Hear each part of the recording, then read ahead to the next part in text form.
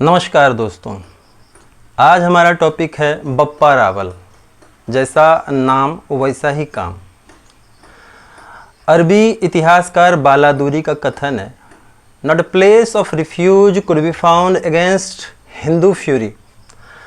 अब उसने ऐसा क्यों और किस परिप्रेक्ष्य में कहा, यह आगे स्पष्ट होगा।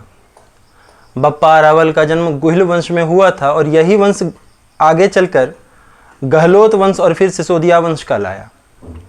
बप्पा रावल ने अति अल्प आयु में ही अपने माता पिता को खो दिया। इनके पिता भीलों से युद्ध करने के दौरान मारे गए थे। आगे चलकर बप्पा रावल, जिन्हें कालभोज के नाम से जाना जाता था, का पालन पोषण, शिक्षा दीक्षा इत्यादि हारित ऋषि के पास होता है, जिन्होंने इन्हें संपूर्ण ज्ञान के साथ साथ अस्त्र शस्त्र की शिक्षा भी दी थी और इन्हें शिव भक्त बना दिया था। ऋषि हारित का इनके जीवन पर अमूल्य योगदान है। कालभोज के व्यक्तित्व को ऋषि हारित ने ही गढ़ा था। इन्हीं के कहने पर कालभोज ने चित्तौड़ के शासक मान मोरी को हराया, मेवाड़ में एक लिंग महाराज के मंदिर की स्थापना की 8वीं सदी में, और फिर कई आए और गए लेकिन इस क्षेत्र को कोई कभी जीत नहीं सका। 8वीं सदी में जिस मेवाड़ राजवंश की इन्होंने स्थापना की, वह राजवंश विश्व में सबसे ज़्यादा चलने वाले राजवंशों में एक साबित हुआ और आज भी सिसोदिया वंश के नाम से यह राजवंश जारी है। इसी राजवंश से राणा कुंभा, राणा सांगा, महाराणा प्रताप इत्यादि जैसे भारी भरकम व्यक्तित्व के शासक आते हैं। बप्पा रावल ने अपने सोने के सिक्के भी जारी करवाए, जो 65 रत्ती अर्थात करीब 8 ग्राम का था। इस सिक्के पर भगवान शिव से जुड़े कई प्रतीक यथा एक शिवलिंग, नंदी बैल, त्रिशूल इत्यादि थे। बप्पा रावल के ही अनुसार एक लिंगी महादेव ही मेवाड़ के शासक थे। ये उनके दीवान के तौर पर ही मेवाड़ के रक्षक थे। दोस्तों, कालभोज के शरीर की आकृति उनके व्यक्तित्व के ही अनुसार विशाल था। वे बहुत ही बड़े और ताकतवर शरीर के स्वामी थे।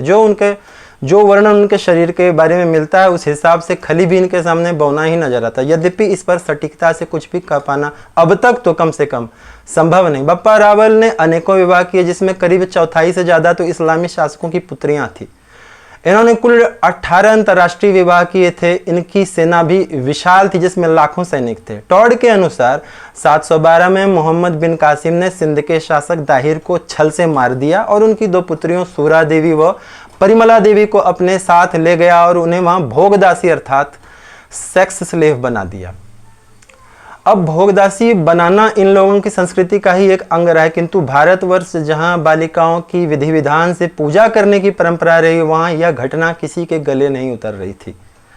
संभवतः कासिम को भी इस बात का अंदाजा नहीं रहा होगा कि उसके इस घृणित कार्य की क्या परिणति हो सकती है। इस बात को बप्पा रावल ने अच्छे से रिकॉग्नाइज किया और इसे नज़रअंदाज नहीं किया। वे समझ गए कि ऐसा कुकर्म करने वाला कोई विधर्मी ही होगा, जिसकी इस देश में आने से यहाँ की पवित्रता, यहाँ पवित्र धरती मलिन हो जाएगी। इसलिए नागभट्ट पुलकेशिन राजा जयभट्ट के साथ मिलकर इन्होंने एक लक्ष्य वाला एक कॉन्फेडरेशन बनाया हुआ। मात्र 15,000 की सेना लेकर अरबों के 60,000 की सेना को लिटरली खत्म ही कर दिया।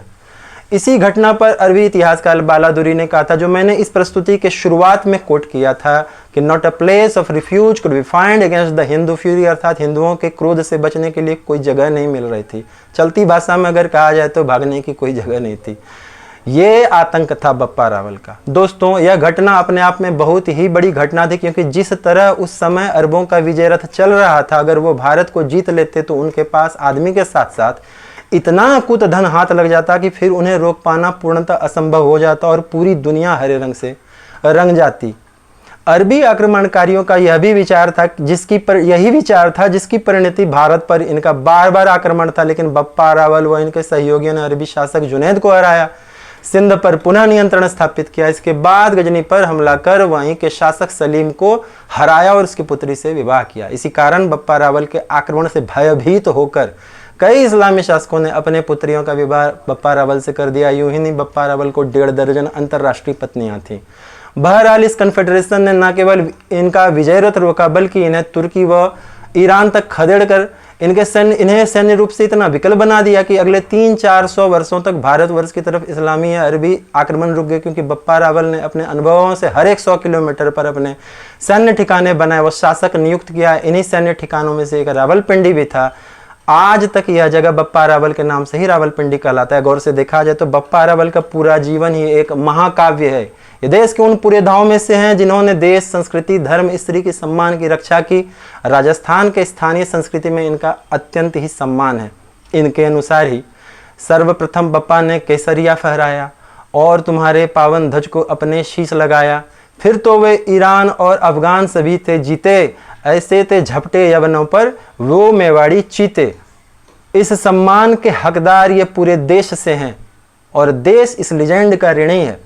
लेकिन सत्य यह है कि कम ही लोग इनके बारे में जानते हैं, क्योंकि केंद्रीय स्तर पर इतिहास के पन्नों में इनके बारे में एक भी वाक्य समर्पित नहीं है, जो बहुत ही दुर्भाग्यपूर्ण है। ऐसे शासक के बारे में अगर इस प्रस्तुति में कुछ चूक रह गई हो तो मैं क्षमा प्रार्थी हूँ, लेकिन उनके लिए अत्यंत सम्मान और गर्व की अनुभूति होती है। दोस्तों, धन्यवाद। जय हिंद।